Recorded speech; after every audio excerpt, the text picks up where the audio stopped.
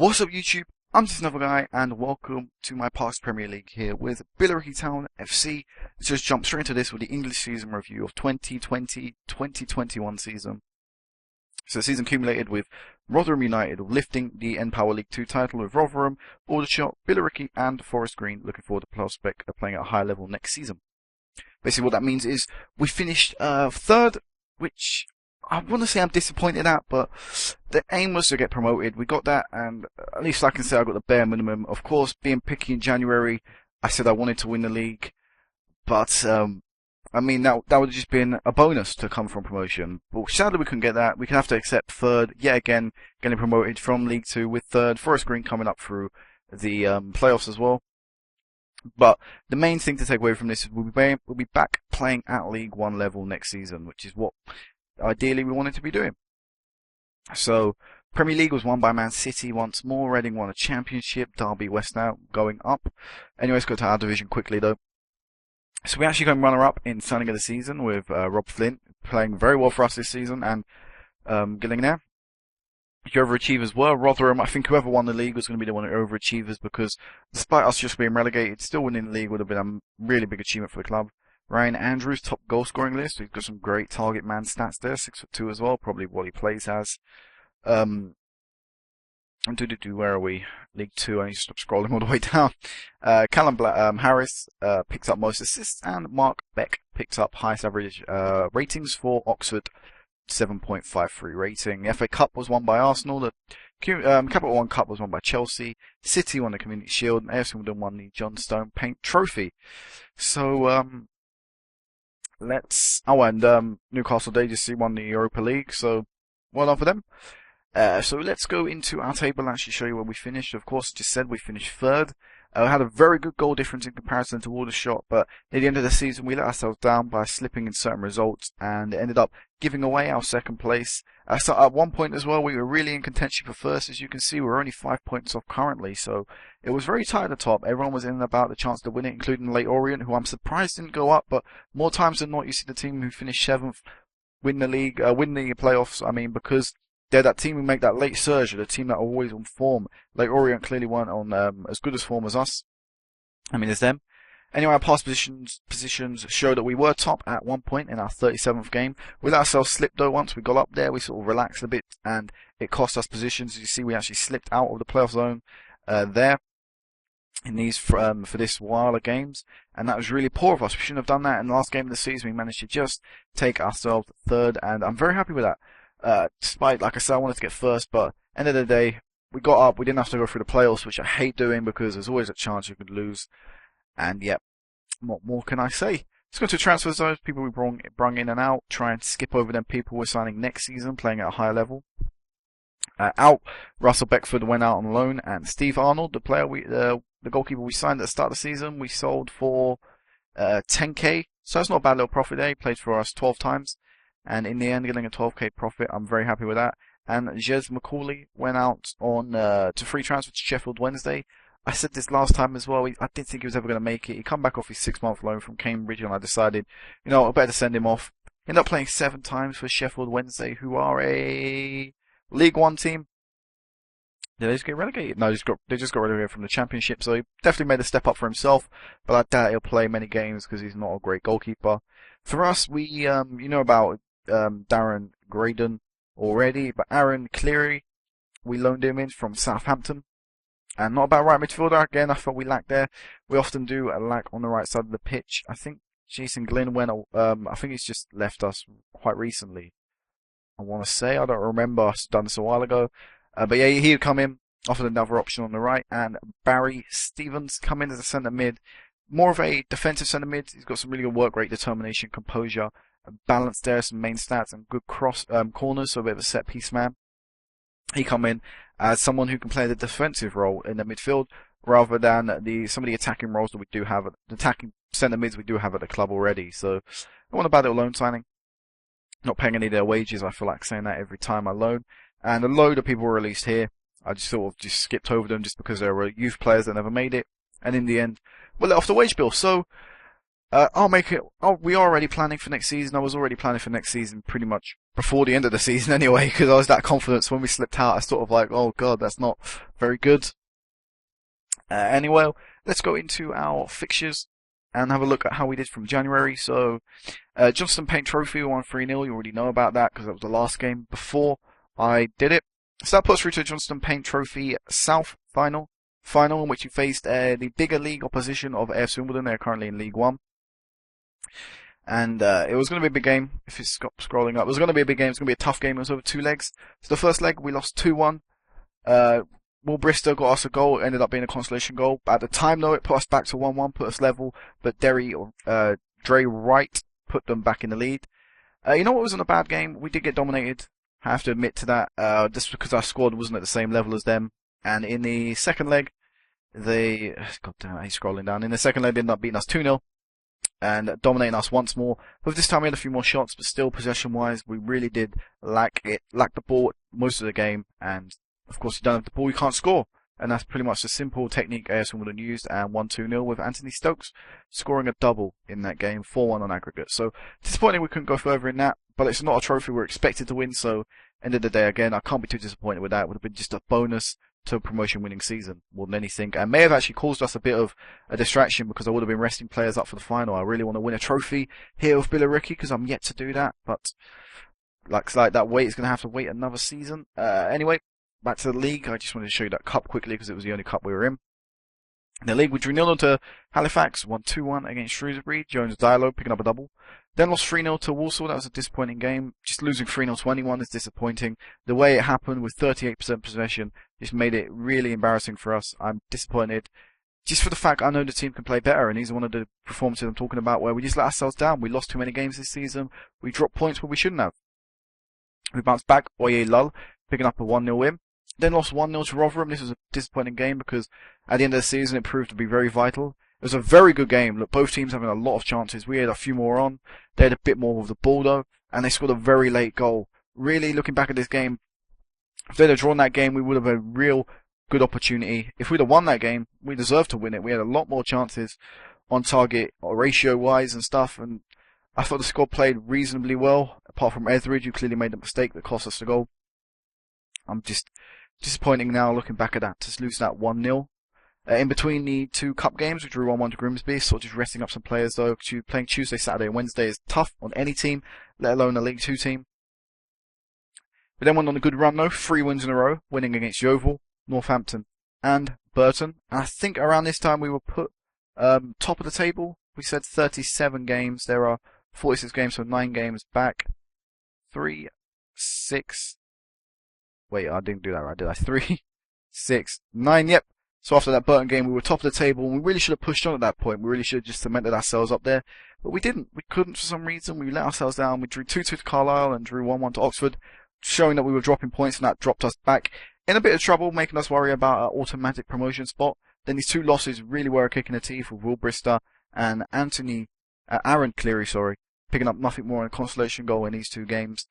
And that really did put us into trouble, put us back in the playoff zones, and we had to win our last 5 games, really, all of them, just to make sure that we were definitely going to be playing at a higher level next season. We won. We started off with a 5-0 win against Bradford. Jones Diallo and Will Brister scoring a double. Then drew 0-0 to Tamworth. Disappointing, like I said, didn't want to drop results. Then came the biggest game of the season, just because of the fact they were second at the time. If we could beat them, it would put us in a real chance of a title shot once more, let alone an automatic promotion spot, but we lost 3-0. Really was a kick in the teeth, and that meant in the last 2 games of the season we really were must-win games, and Will Brister stepped up to score 2, Liam Griffiths scored 1, Jones Diallo scored in the Stevenage game, and Andreas Piera scored in the 28th minute to give us that automatic promotion spot, despite an injury time goal from Stevenage. So, end of the season, a couple of key players for us all season long stepped up and scored the goals that we needed, so I'm very happy with that. End of the season wise, if we highlight the games at the second half of the season, including the Portsmouth one, you see we lost a lot of games that really almost cost us. And if we look at the start of the season, we definitely had better run of form. So second half of the season, I guess tiredness must have kicked in. I don't know, something just seemed to happen with the squad and we seemed to fall apart a bit. And really, it almost caught up to us. And lucky for me, lucky for the team, we managed to somehow fight, get results that we needed We pick up 3 wins in a row, which is the highest win streak in the second half of the season. That was poor, and earn our third. So end of the day, I'm happy. Tactic finish with a 4-4-2, like I started the season. So nothing too different there. Looking forward to how this plays in League One, because of course last time in League One we played a 4-3-4-5-1 with the 2 attacking midfielders. So that'll be interesting to see if we can fare any better with a 4-4-2. This is a new view I've got. This is something I just like to use normally now. I've just changed it about. Ability-wise, who's a highest rated ability player? It's Will Brister, Mick Mellor, Anthony Foster, Andreas Piera. 3 players who I really do enjoy having at the side. They are great players, really are fantastic. Who was our highest appearance player? It was Mick Mellor, ever present once more. He wanted to leave at the start of the season, I mentioned that. He's not got some great stats, but when he's getting average ratings like this, he's been at the club now for, how many seasons is that? 3? I'm ignoring the first one because he signed right at the end before it ticked over to the next season. So 3, 6, 8 seasons, and every season's got an over a 7 rating. That is great. And hopefully again he can do what he did last time in League One and play his socks out, play it to its maximum capability and beyond that. Because let's face it, his stats really don't represent a player who should be playing at a very high level, really. And it just defies me. He's valued at 2.8 million. I think he's our highest valued player. He is by a long way, so clearly shows the game rates him very highly, as well as me. So I'm happy with him. Elsewhere now, Stubbs played a lot of games. Jones Diallo, Anthony Foster. Everyone who played over 40 games was key for us this season. And that is very true for Will Bristow. Stepped up as a striker. I sort of questioned whether he could at the start of the season. I doubted it. I've never really played him as an out-and-out striker, just because there's always been another option, or there's always been a lack of quality on the right attacking side of the pitch. And I'm really happy with how we did it. Again, one of them people like Mick Mellor, who came at the very end of the first season, just before it ticked over. So I want to call him a youth prospect from the club. I don't really think that's fair though, because I never got him from the youth. But just found him on a free transfer in the first season, and I've never looked back from them. As you see, 3 defenders in there as well, show that we had a very solid back 4. How did we do in comparison to the league with goals conceded, actually? I didn't compare that. We had one of the best defences, and I think the fact that we played 3 at the back, 2 centre backs and a right back consistently, game after game after game, really did help us, because it means that they're quite stable. They know each other, they know who's going to be playing there.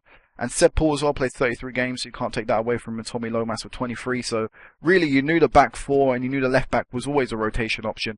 So I think that was key for us, why we did very well defensively. Attacking wise, we had 3 strikers who scored over 10 goals. That really did replace Adam Noble. I'm really happy with that. And Liam Griffiths as well, you can't forget that, scoring 9 goals. So we had 4 strikers there, all of them pretty much scoring over double figures or near double figures. And I'm more than chuffed about how they played. Rob Flint, I said this at the January, I'm surprised he manages to score as many goals as he does, just because of the oh god, I didn't mean to do that. Just because of these stats. I mean, them stats say they probably shouldn't be able to score. I mean, his dribbling, his first touch is poor, but yet he still defies the odds and still manages to score the goals. And I don't know whether he's going to be playing for us next season though, because I doubt he's got the quality to step up in League One. But we'll give him a chance. We'll see how he does. Goals per 90 minutes. Rob Flint scored the most per 90 minutes, so I'm happy with that. Assists, most of them come down the left. Will Brister stepped up as the target man. His idea is to bring other people into the game as well as score goals himself, so he did that very well. And then a couple other people pitched in along the way from now Stubbs down. And we'll just switch them around. Clean sheets, who topped our clean sheet list? It was Niall Etheridge, just because he was our first choice goalkeeper, really.